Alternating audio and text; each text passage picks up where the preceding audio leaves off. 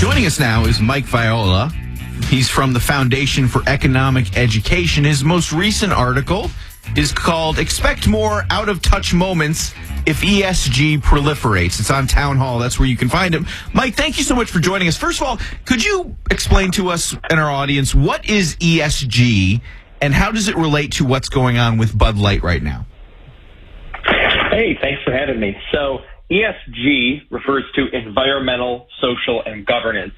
It is a new, I guess you could call it a format of investing where, in addition to regular economic factors, asset managers, the people who run the funds in your 401k and IRA, are evaluating so-called environmental, social, governance factors as risks that might affect your portfolio. Now, that sounds all well and good. I mean, governance, of course, you'd want your investment screened for that. The problem is that in that social factor, oftentimes what they're screening for really just looks like regular old progressive public policy. So, for example, oftentimes diversity is a very important factor when they assess that F score. Things like the proportion of your board that are women or LGBT or non-white. I have nothing wrong with diversity, but it really has nothing to do with how a company is run. A lot of companies, and I'm assuming Anheuser-Busch is one of them, behind Bud Light, they are very worried about their scores on diversity rankings and what percentages they get to report as, their board or their audience being diverse by whatever metric, because they're afraid that investors worried about ESG will not invest in them if they are not diverse enough, and their stock prices will fall. So first of all, is it safe to say that the ESG is just a woke social credit score? Basically, like they give you like a ranking. You could say that. I mean, okay. Definitely the S part of it, the social is, it's pretty silly. Yeah. So to follow up with that, when you look at risks, obviously living in today's day and age, there is a bit of a social risk that comes with having unpopular public opinions. Can you elaborate on what, at least from their perspective, what would be considered a financial risk due to some non-compliance with a cultural, demand?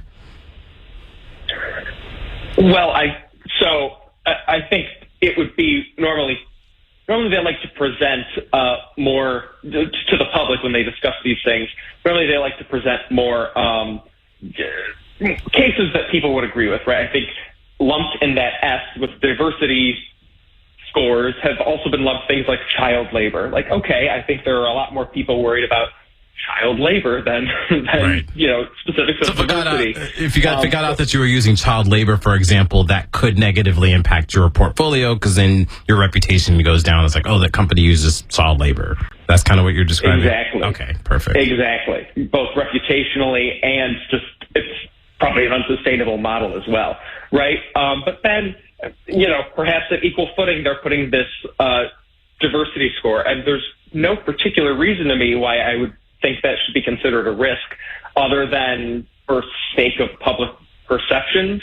To me, it really indicates that they're more afraid of people with progressive values rather than people with maybe more conservative or moderate values. Talking to Mike Viola. I'm sorry. Just want to reintroduce you to the audience, Mike. Mike Viola, he's from the Foundation for Economic Education. So let me get to Bud Light for a second here, Mike. What went wrong here? What was this one particular executive's strategy, and why did it fail so miserably?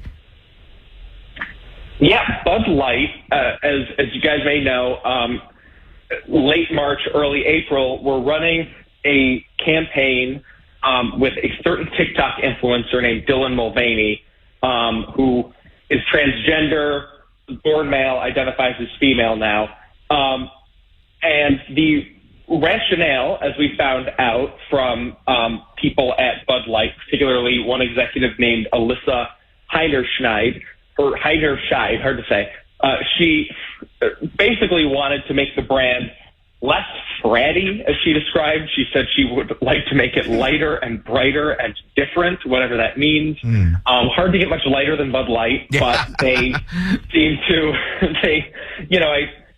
given that they don't seem to know their brand's audience, it's like, well, if you want a lighter brand, why don't you launch a new one, right? Bud Light, with the biggest market share of any individual beer in the United States, at least before this happened, you would think, well, there is nothing wrong with the brand. I mean, it's inexpensive. What could possibly be more inclusive than that? I don't think we need to tinker with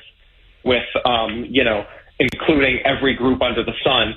But, that was the rationale.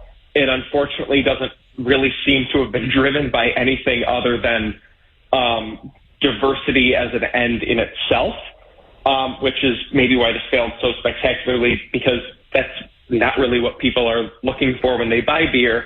And given that they didn't know their audience, it actually kind of offended people that was the route they went down. Do you think, sorry, just one more follow-up there. Do you think the backlash to this is going to make other companies think twice before they do things such as Bud Light did? I do think so, but I don't think it's the end of the road. We've seen companies do things like this in the past. You guys remember a few years ago, Gillette did an ad during the Super Bowl against toxic masculinity on an ad for male razors. Right? What's more tone deaf than that?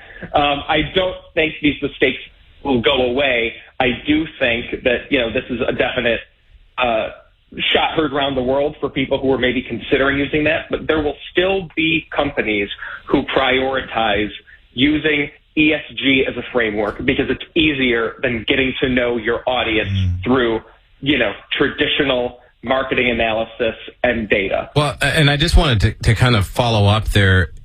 Based on ESG, which is designed to protect investors, right, from being involved in potentially challenging social issues, wouldn't technically putting out an ad with a transgender influencer be considered a financial risk to a company like Bud Light? So wouldn't that negatively impact your ESG score? I'm just curious. Because the investors, they're paying the price for this. So yeah, it's like the ESG score should be like, hey, don't do this. This is very risky if you're gonna, go off brand with your audience. That's an honest question. Do you feel like that's like, if it was done the way they intended, that's how it should be applied? I mean, I think you're right. Those people, because, let's be real, I think it's kind of moved beyond the point of risk mitigation and more just into the realm of forcing sort of progressive views down everyone else's throats, right? Like, in the theoretical conception of ESG, you are correct. In the practice of the people who actually stand behind it, you are very much not, and they would very much not appreciate that view, even though, the numbers show you were right. Right. All right. Mike Viola, Foundation for Economic Education. The articles expect more out-of-touch moments if ESG proliferates. You can find it on townhall.com. Thank you so much for joining us, Mike. We appreciate it. Very interesting stuff. Yeah, thanks a lot, guys. Great being on. That's great. And very interesting. Yeah, I'm telling you, that should be like a negative hit. It really should their be. ESG score should have dropped. If I see a high ESG score, I'm less likely to invest in that company. When we come back, Keith Mills is going to talk to us about Lamar Jackson, I think. Yeah, and also Zay Flowers.